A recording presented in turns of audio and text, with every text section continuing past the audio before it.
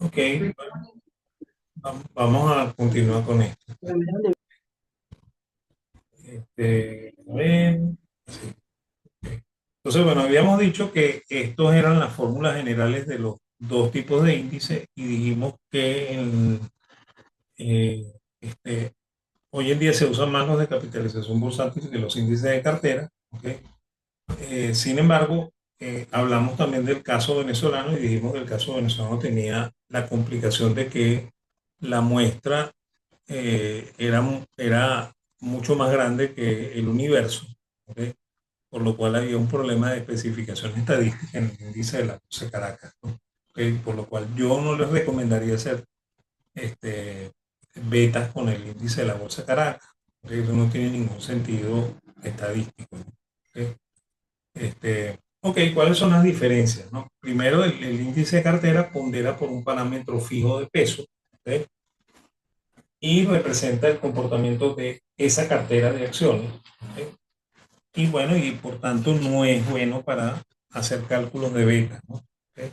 El índice de capitalización permite ponderar por las acciones en circulación, ¿ok? Lo cual es menos arbitrario que ese parámetro fijo de peso, aunque uno use una metodología científica para determinar que el peso es este, ¿ok? Y representa una muestra del universo accionario, ¿no? Y ahí es donde entra en conflicto el índice de capitalización bursátil venezolano con la metodología, ¿ok? Y en este caso es el índice ideal para hacer cálculos de riesgo, ¿ok? O sea, esos cálculos que yo les mostré que se hacían cuando estábamos viendo riesgo, ¿ok? Se hacen siempre con un índice de capitalización. Entonces uno lo podría hacer con el Standard Poor's y lo pudiera hacer también con el Nasdaq, ¿ok? O con cualquier índice de capitalización, pero no con el Dow, ¿ok? Ok, este, el otro tema aquí son los ajustes de precios, ¿no? ¿Ok? Fíjense, si ustedes se meten en la página web de Yahoo, en Yahoo Finanzas, ¿ok? Van a encontrar que la estadística que les muestran por acción incluye un precio que se llama precio de cierre, ¿ok? Y al lado de esa columna de precios de cierre aparece una columna que se llama precio ajustado, ¿no? Adjusted Close, ¿ok? Entonces, ese indicador, ¿ok? Resulta de hacer los ajustes que estamos viendo que se hacen aquí, ¿ok? O sea, cuando la empresa va otorgando diferentes actos corporativos, ¿ok? Esos actos corporativos modifican el precio de mercado, ¿ok? Y la forma en la que se modifica es la forma en la que está este ajuste, ¿no? O sea, va a haber los dividendos en efectivo que se ajustan de una manera, los dividendos en acciones que se ajustan de otra manera, ¿ok? Los reverse split, que sería lo contrario de un dividendo en acciones, ¿ok? Se ajustan con esa fórmula que está ahí y los derechos de suscripción se ajustan con esta fórmula que está acá, ¿ok? Este, para saber cuál es ¿cómo se llama? La definición de las variables, PAJ sería el precio ajustado, ¿ok? El PCD sería el precio con el dividendo o con el derecho, ¿ok? DIV sería el dividendo, ¿ok? En este caso, y en este caso también, cuando a mí me dicen que me van a dar un dividendo de una acción por cada cuatro, eso significa que el dividendo es uno, ¿ok? Y la base es cuatro, ¿ok? O sea, yo tengo que tener cuatro para recibir uno, ¿no? Lo mismo ocurre aquí y lo mismo ocurre aquí, ¿ok? Si el derecho es de una acción por cada cuatro, entonces la D es uno, es el derecho, ¿ok? Y cuatro es la base, ¿ok? Así es como se calcula, ¿no? Y el peso ese sería el precio de mercado, ¿no? ¿Ok? El, el, el precio, perdón, peso ese sería el precio de la suscripción, ¿ok? El valor al cual se suscribe, ¿no? Entonces vamos a ver un poco esto en la práctica, ¿no? ¿Ok? Fíjense, vamos a suponer que nosotros tenemos una empresa cuyo estado de resultados, perdón, cuyo patrimonio es este que está escrito aquí. ¿Okay? O sea, la empresa tiene 1.000 millones, ¿okay? Esto está en millones de dólares, 1.000 millones de capital social, 200 millones de superávit pagado, ¿okay? este, 1.200 millones de utilidad no distribuida y una cuenta de otro superávit de 2.500, ¿no? Por lo cual la empresa tiene un patrimonio total de 4.900 millones. ¿Okay? Y bueno, y vamos a suponer que la empresa tiene acciones de valor nominal 10. ¿Okay? La empresa además tuvo una utilidad en el ejercicio anterior de 500 millones. ¿Okay? Y vamos a suponer que el precio inicial de esto es $12, el precio que vamos a calcular en este momento, y vamos a calcular los múltiplos, ¿no? Y vamos a ir haciendo los ajustes en la medida que vayan ocurriendo los actos corporativos, ¿no? Entonces, bueno, el primer cálculo sería así. O sea, reproducimos el patrimonio que vimos al inicio, ponemos una línea adicional con la utilidad del ejercicio, ¿okay? Y bueno, y calculamos el número de acciones, ¿no? Si la empresa tiene valor nominal 10 y tiene 1.000 millones de capital social, entonces la empresa debe tener 100 millones de acciones en circulación, ¿no? ¿Okay? Por lo cual, si yo divido 500 millones entre 100, me da una utilidad por acción de $5. Y si divido 4.900 millones entre 100 millones, me da un valor en libros de $49 por acción. ¿Okay? Si el precio de mercado es 12, ¿okay? Entonces yo calculo la relación precio-utilidad dividiendo ese 12, ¿okay? Entre la utilidad por acción y eso me da 2,4 veces. ¿Okay? Y si yo quiero calcular la relación precio-utilidad, divido el precio de mercado 12 entre el valor en libros por acción, que es 49, ¿okay? Y eso me da una relación precio-valor en libros de 24,49%. ¿Okay? Es casi 25% de lo que el contador dice que vale. ¿Okay?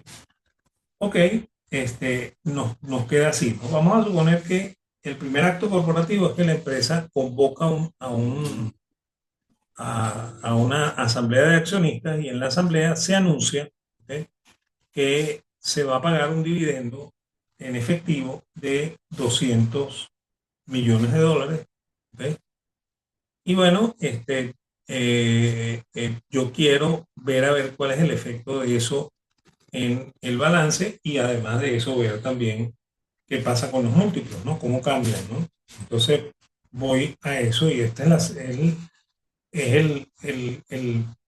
la columna 2 de mi hoja de Excel, ¿no? ¿Ok? Fíjense, si yo pago 200 millones de dividendos, entonces deben salir 200 millones de las utilidades no distribuidas. ¿Ok? Por lo cual la utilidad no distribuida pasa de 1.200 a 1.000. ¿Okay? Por lo cual el patrimonio total va a caer de 4 millones, de 4.900 a 4.700. ¿No? Y bueno, lo demás permanece igual, ¿okay? Por lo cual la utilidad por acción se mantiene igual, el valor en libros cambia, ahora serían 4.700 entre 100, me da 47, y el precio también va a cambiar, ¿no? O sea, si me dan un dividendo de 200 millones de acciones dividido por 100 millones de acciones, 200 millones de bolívares por 100 millones de acciones, significa que a cada acción le van a tocar $2 de dividendo. ¿Okay? Por lo cual el precio se ajusta restando esos $2, ¿no? O sea, sería $12 menos 2, $10. ¿Okay? Entonces vuelvo a calcular, en este caso la relación precio-utilidad cambia de 2,4 a 2. ¿Okay? Y si yo divido ese 10 entre el 47, ahora me da 21,28. ¿No? Entonces, ¿qué puedo concluir previamente aquí?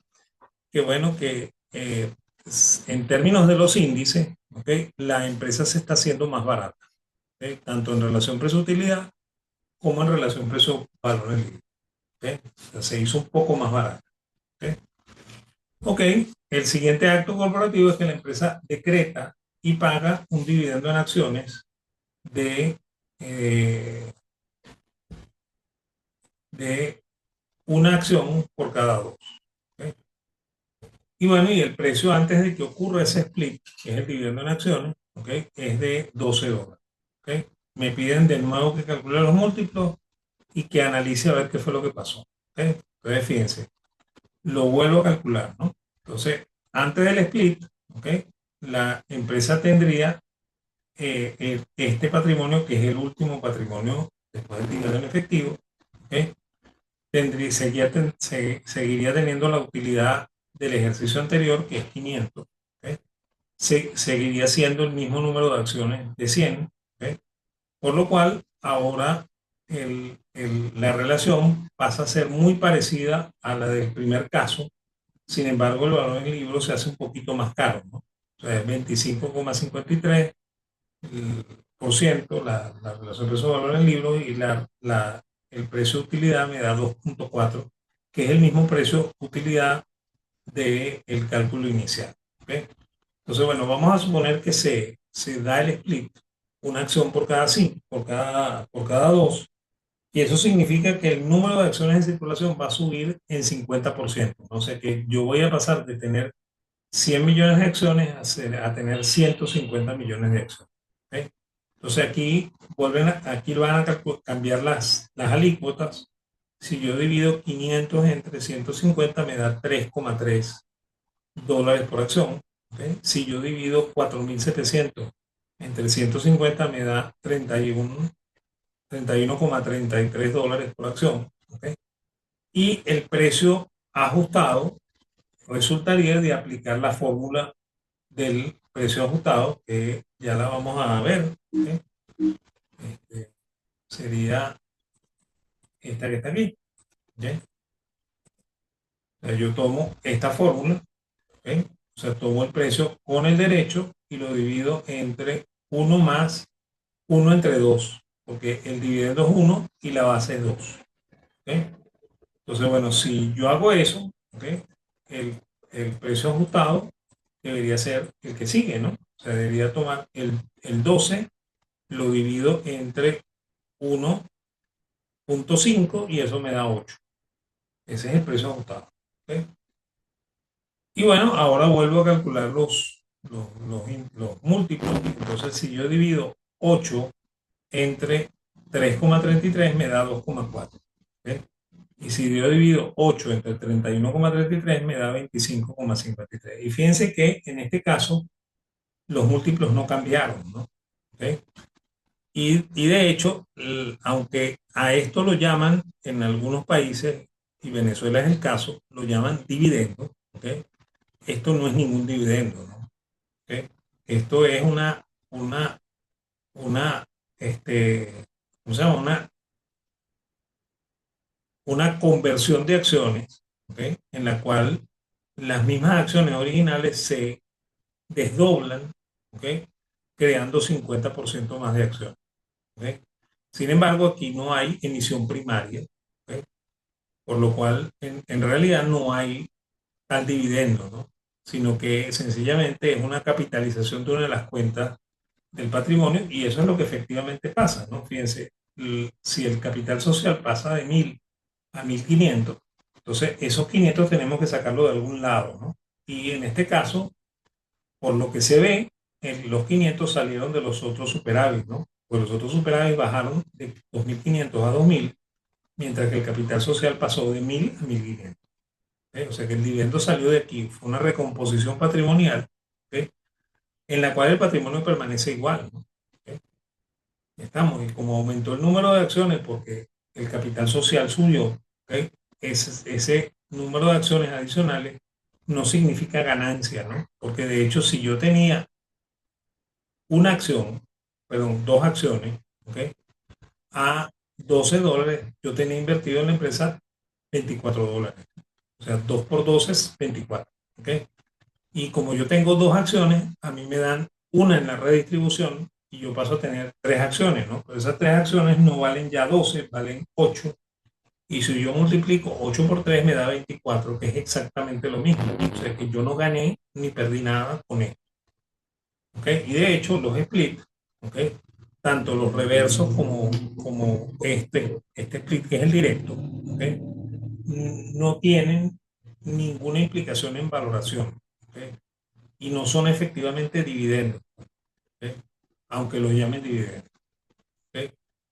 Es más, de hecho, yo siempre digo que una de las cosas que eh, distingue a los mercados que efectivamente tienen cultura financiera de los mercados que no la tienen, ¿ok? Es el cómo se enfrenta este caso del split, ¿no? ¿Ok? O sea, los países que tienen poca cultura financiera creen que esto es un dividendo. Y ese es el caso, por ejemplo, de Venezuela y es el caso también de España, que tienen poca cultura financiera y que creen que esto efectivamente es un dividendo. ¿Ok? Ok, vamos a suponer que hay otro acto corporativo, transcurren unos meses, ¿ok? Y la empresa decreta y hace la oferta de un derecho de suscripción, ¿ok? El derecho de suscripción en inglés se llama right offering, ¿ok? Y este derecho ahora es de una acción por cada tres, ¿ok? A valor nominal más una prima del 20%. ¿Ok? Y el precio antes de que ocurra el derecho de suscripción es de $15. ¿Ok? El precio de mercado de la empresa es 15. ¿Ok? Y bueno, me piden de nuevo que calcule los múltiplos y que lo analice. ¿Ok? Ahora, fíjense, si yo lo voy a ajustar, ¿ok? Yo debería usar esta fórmula que está aquí. ¿Ok? Esta que es la fórmula del derecho de suscripción. ¿Ok? O sea, tomaría el precio con el derecho, lo multiplico por la base, tomo el precio de la suscripción, lo multiplico por el derecho y lo divido entre la base más el derecho. ¿Ok? Pues vamos a ver cómo se hace eso eh, en la práctica, ¿no? Ok, fíjense, en este caso, lo último que teníamos nosotros era el, el resultado después del split, ¿no? Entonces yo transfiero el mismo patrimonio a antes del split, ¿ok? Y bueno, y sabemos que la utilidad se mantiene en la utilidad histórica, que son 500 millones, ¿ok? El número de acciones en este momento es 150 antes del derecho de suscripción, ¿ok? Y estos son los múltiplos, ¿no? ¿Ok? Este, ¿Por qué? Porque el precio cambió, ¿no? El precio pasó de 8 a 15, ¿ok? Y eso hizo que la empresa se hiciese más cara en relación precio-utilidad y más cara en relación precio-valor. ¿Ok? Entonces, bueno, vamos al derecho de suscripción. Según este derecho, hay derecho a suscribir una acción por cada tres. ¿Ok? Por lo cual, el número de acciones pasaría de 150 a 200 millones de acciones y por tanto el capital social pasaría de 1.500 a 2.000 millones. ¿Ok? Ahora, como estas acciones las están comprando los accionistas, entonces eh, no hay una recomposición de patrimonio, sino que hay un aumento de patrimonio real. ¿Ok? Y bueno, y como las acciones no se están pagando al valor nominal, que es 10, sino que se están pagando a valor nominal más una prima de 20, o sea que se están pagando $2 de más por cada acción. Entonces, esas 50 acciones, 50 millones de acciones que se están suscribiendo, ¿ok? Representan en prima 100 millones de dólares, ¿no? O sea, 50 millones por 2 serían 100 millones de dólares. Y bueno, y eso debería registrarse en el superávit pagado, ¿no? Y esa es la razón por la cual el superávit pagado pasa de 200 a 300. Entonces, el patrimonio total va a pasar de 4.700 a 5.300. ¿Eh? El número de acciones es de 150 a 200. Y ahora calculo las alícuotas, ¿no? La utilidad por acción sería 500 entre 200, que me da 250 por acción, y el valor del libro sería 5.300 entre 200, que sería $26.50 por acción. ¿Ok? Y bueno, ajusto el precio, ¿no? Habíamos dicho que era precio con el derecho, que es 15, ¿ok? Multiplicado por la base, que es 2. ¿Ok? Entonces, eso sería 30 más el precio de suscripción, que es 12 multiplicado por 1. ¿Ok? Entonces sería 30 más 12, 42, ¿no? Y si yo divido 42 entre 3, que sería 2 más 1, me da un precio ajustado de 14.25. ¿Ok? Ahora, con ese precio ajustado calculo los múltiplos y en este caso me daría 14.25 entre 2.50, me daría 5,7 veces utilidad Y eso me está diciendo que la empresa ahora está muy cara, ¿ok? En relación a lo que estaba antes, ¿ok? En relación precio-utilidad y en relación precio-valor en el libro también está más cara, ¿no? O sea, se dio un poco más de 50% frente a 24, casi 25% que era cuando comenzamos esto, ¿no? Sin embargo, obviamente cuando la empresa está aumentando capital por esta vía, es porque a los accionistas se les hizo algún tipo de planteamiento antes de hacer el derecho de suscripción, ¿no? Y probablemente se le dijo que esto era para cancelar la deuda, lo cual haría que la empresa valiera más, ¿ok? O es para meterse en un nuevo negocio, que también puede ser que represente un valor adicional para la empresa. Por lo cual, a pesar de que se ve más cara, ¿ok? No necesariamente la acción está más cara, ¿ok? O sea, por lo cual los múltiplos me dan asomos de valoración que no necesariamente son valoración propiamente dicha, ¿ok? Ahora, en acciones se hacen dos tipos de análisis, ¿no? Y en esto del técnico, ¿ok? El análisis técnico se usa no solamente en acciones, se usa también en futuros, en opciones, en commodities, se usa con los índices y bueno, y hoy en día se usa también con la cripto, ¿no? ¿Okay? Dado que la cripto no se les puede hacer análisis fundamental porque la cripto es aire, ¿no? ¿Okay? Entonces, bueno, cuando uno hace análisis técnico se supone que uno no necesita más nada que el precio para la toma de decisión, ¿okay? Porque el precio tiene toda la información que se necesita para hacer cualquier análisis y por lo cual todas las demás informaciones sobran, ¿no? ¿Okay? Y, y ¿qué son las otras informaciones? Bueno, los indicadores financieros, los indicadores económicos, los balances, las noticias, ¿okay? O sea que quien hace análisis técnico no anda mirando noticias, ni anda mirando balances, ni anda mirando qué es lo que pasa en la macroeconomía de los países, ni nada por el estilo, ¿okay? Y bueno, ese análisis técnico nace casi que con el índice Dow, ¿okay? Porque las leyes básicas de ese análisis técnico se llaman las leyes del Dow, ¿okay? Que fueron las que impusieron los dos creadores del Dow, que fueron el señor Dow y el señor Jones, ¿okay? Por eso que el índice se llama así, ¿no? Y además ese índice era y es todavía propiedad del periódico Wall Street Journal, ¿okay?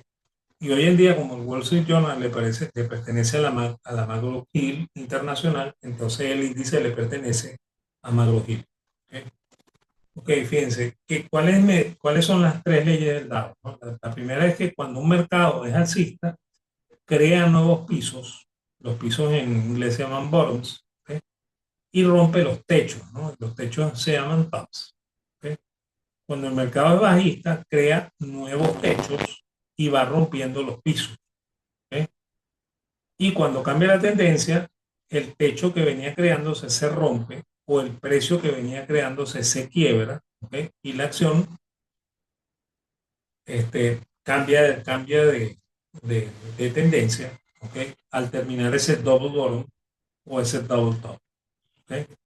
Vamos a ver un poco esto en la práctica. ¿Okay? Fíjense, estos son algunas fotos de la misma página de Yahoo Finanzas, ¿okay? Que le permite a uno hacer análisis técnico, ¿no? Entonces, esto es el precio de cierre, ¿okay? Estos son los volúmenes negociados en cada día, ¿okay? Y fíjense, aquí el mercado es alcista, ¿no? Entonces, fíjense cómo el, el piso va subiendo, ¿okay? Se van creando nuevos pisos y se van rompiendo los techos, ¿no? Este fue el último techo, ese techo fue roto aquí, ¿okay? Y fue roto aquí, ¿okay?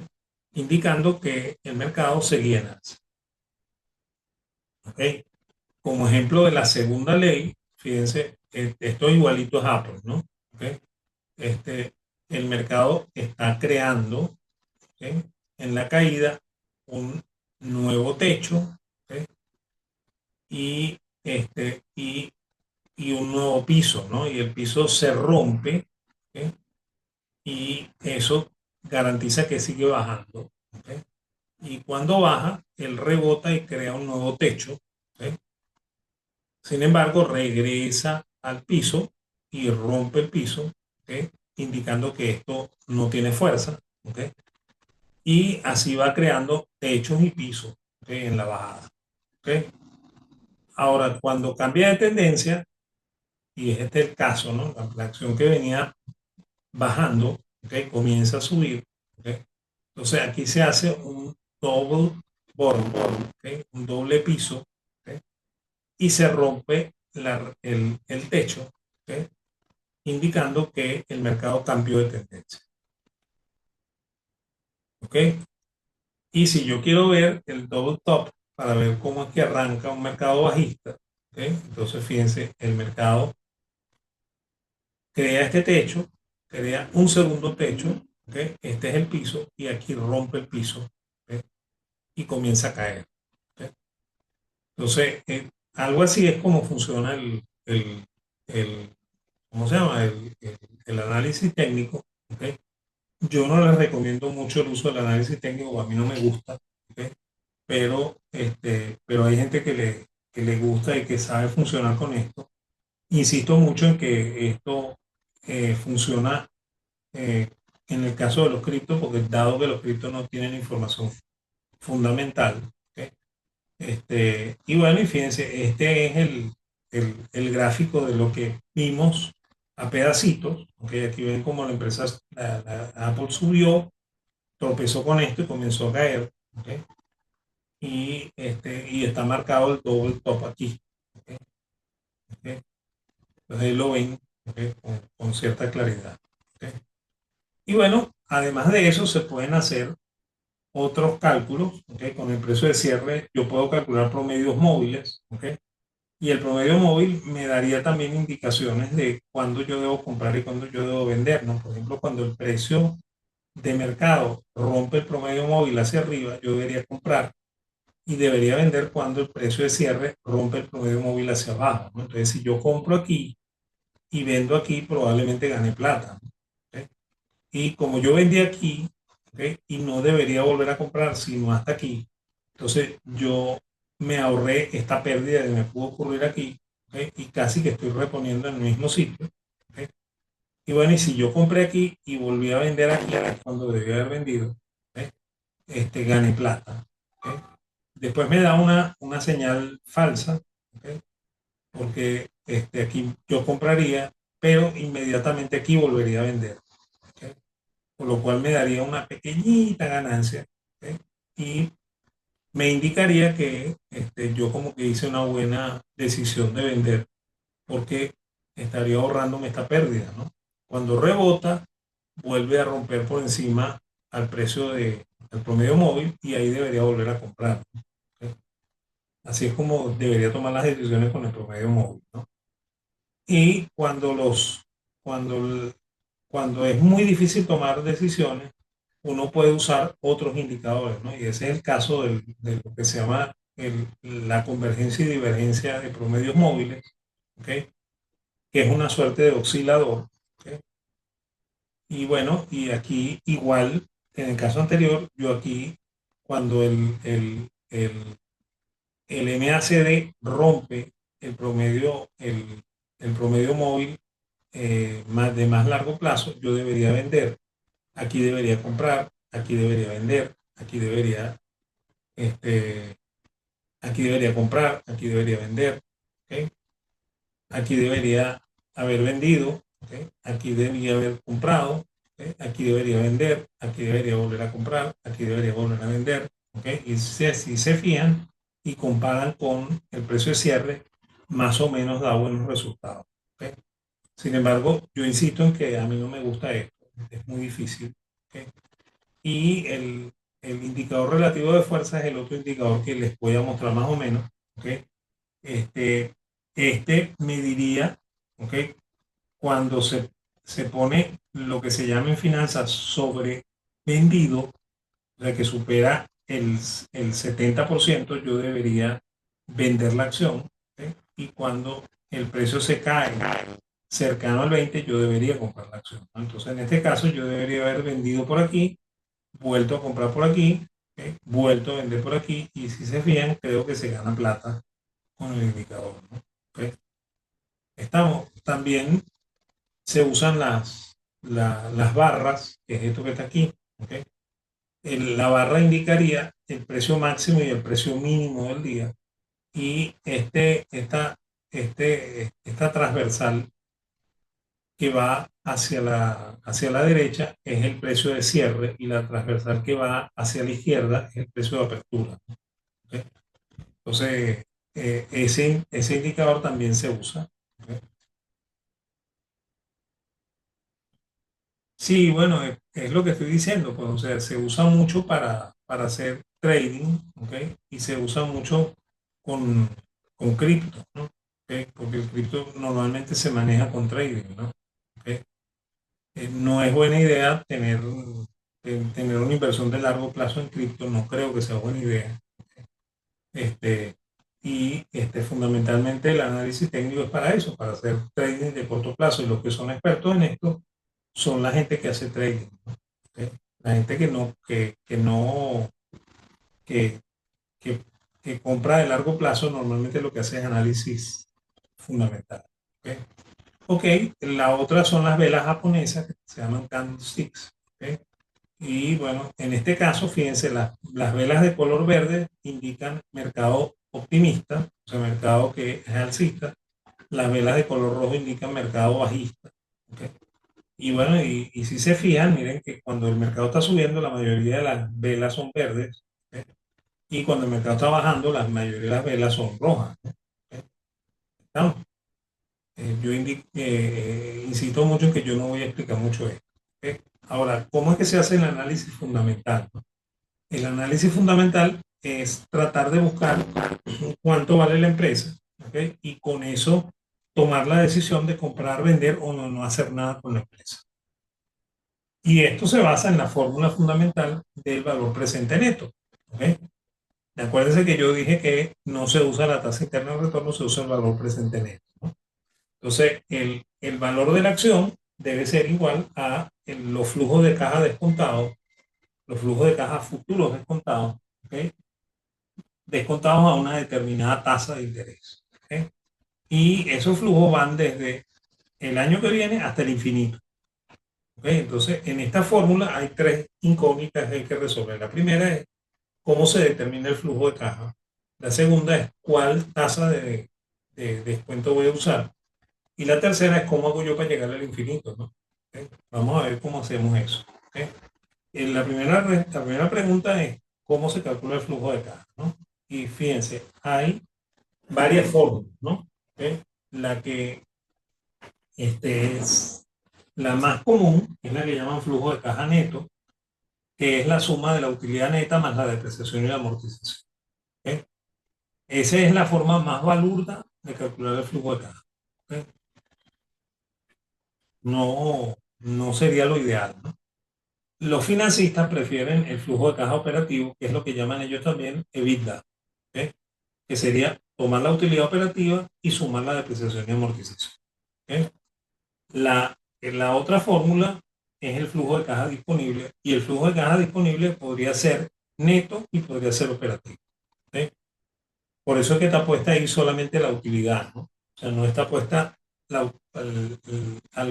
alguna en específico, la operativa o la neta, ¿no? Porque yo puedo calcular un flujo de caja neto disponible y un flujo de caja operativo disponible. Tomo la utilidad que toque, sumo depreciación y amortización y le resto la inversión planeada y le resto los dividendos esperados.